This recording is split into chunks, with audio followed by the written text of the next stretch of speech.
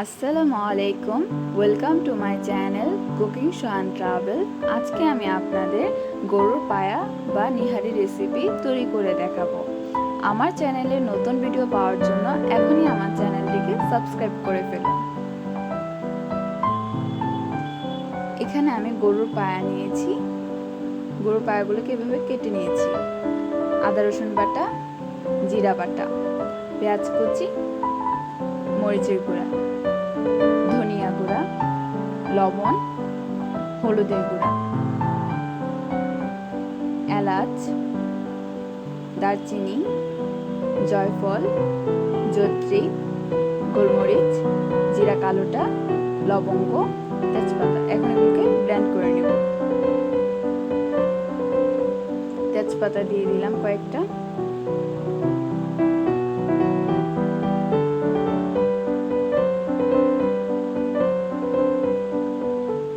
রসুন কুচি, পেঁয়াজ কুচি। এখন এগুলোকে হালকা ভেজে নেব। ভাজা হয়ে গেছে, এখন এর মধ্যে এক এক করে সব মশলাগুলো দিয়ে দেব।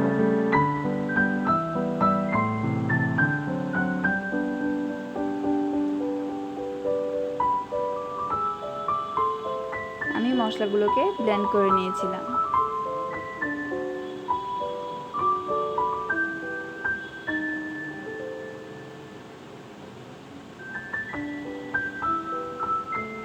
হালকা ভেজে নেব। ভাজা হয়ে গেছে, এখন এর মধ্যে আমি অল্প একটু পানি দিয়ে দেব।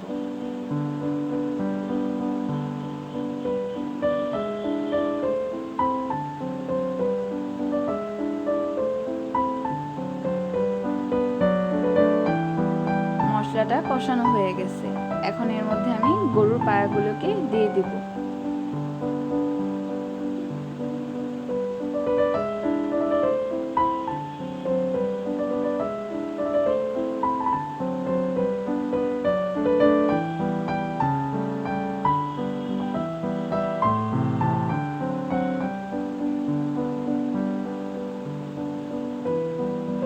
এখন আমি গরুর পায়াগুলোকে কষিয়ে নেব। কষানোর জন্য অল্প একটু পানি দিয়ে দিলাম।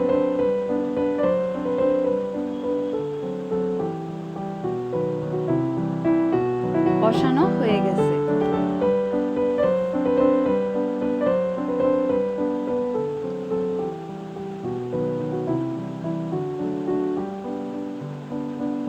এখানে আমি পানি দিয়ে দেব পরিমাণ মতো।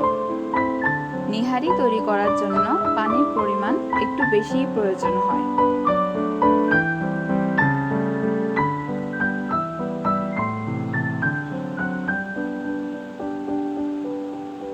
এখন নিহারিটা 3 থেকে 4 ঘন্টা চুলার আঁচটা মিডিয়াম লোতে রেখে রান্না করব।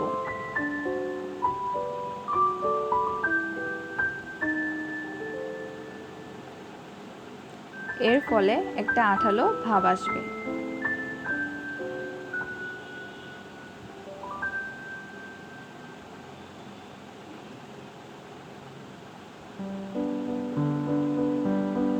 দেখুন নিহারিটা তৈরি হয়ে গেছে। এর মধ্যে একটা আঠালো ভাবও চলে এসেছে এবং একটা সুন্দর ফ্লেভারও আসছে। আমি এর মধ্যে কোনো প্রকারের ময়দা বা বেসন নেইনি।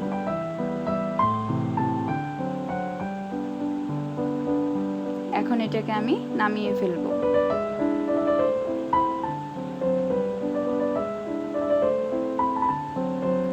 আশা করি আমার এই ভিডিওটি আপনাদের ভালো লাগবে।